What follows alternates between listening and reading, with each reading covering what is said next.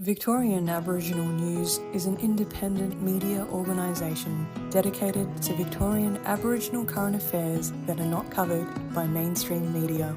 In 2024, Victorian Aboriginal News received a Community Broadcasting Foundation content grant to support the growth and development of its flagship program, Victorian Aboriginal News Hour. Founder and editor Charles Pakana operates Victorian Aboriginal News almost entirely from a van. Victorian Aboriginal News is all about the integrity of First Nations voices. I work with traditional owner groups, community groups and just mob to share their stories about reconciliation, truth, justice, voice. I couldn't do it from within a radio studio. I had to be on the ground right across the state to be face-to-face with these people. So I moved into a van, hence Victorian Aboriginal News, although that became somewhat accidental almost, the acronym. The reality is we needed funding to support content support staff, such as an editor, so I could concentrate on working with community, researching the stories, preparing for the interviews and actually recording the interviews.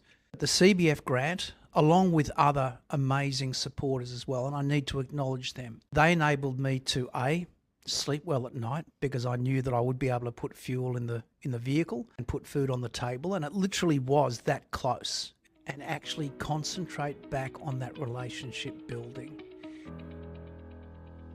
Because there is that almost an informal network of goodness knows how many radio stations right across the state that can pick up our content and share it with their communities as well. I take it to community radio, such as 3KND, 3RRR, and sharing across other radio stations. Anne Conway and Jill McGranagan host Koori Shoutout on Phoenix FM and often broadcast select stories from Victorian Aboriginal News. I just think it's amazing, and the idea of driving around in a van, and wish I'd have thought of that. Through the funding that Victorian Aboriginal News gets, they can travel around all over the place and do interviews we can't do.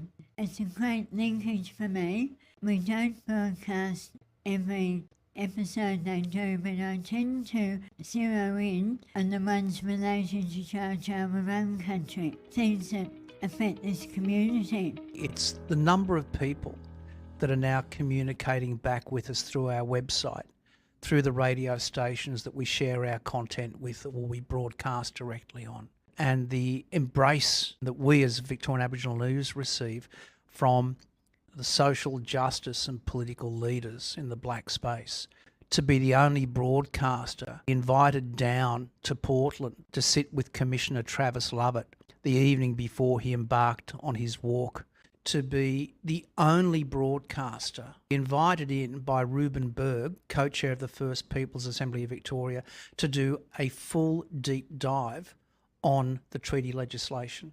And that relationship takes time. And that's what this project was all about, building critical relationships that weren't just for one or two interviews, but would be continuing on for years to come when it comes to First Nations rights, when it comes to treaty, when it comes to truth-telling. These things are going to go on well beyond my lifetime. What you can do with a small injection of financial support is look to see how it can change your organisation, change your program, and change your attitudes to work and approach to work in a massive way that can eventually work towards you becoming independent. As an Aboriginal person, I look towards self-determination. Ever since the voice referendum, and more recently treaty, unfortunately a bad side effect of that has been a rise in racism. The propaganda machine has worked very well on the negative side. I don't expect those people will actually be listening to our broadcast because they already know it all. But those that do listen will hear measured comments that are factual, not on rumour, not on hysteria or paranoia. I think it's a great tool towards reconciliation for those who are willing to learn something.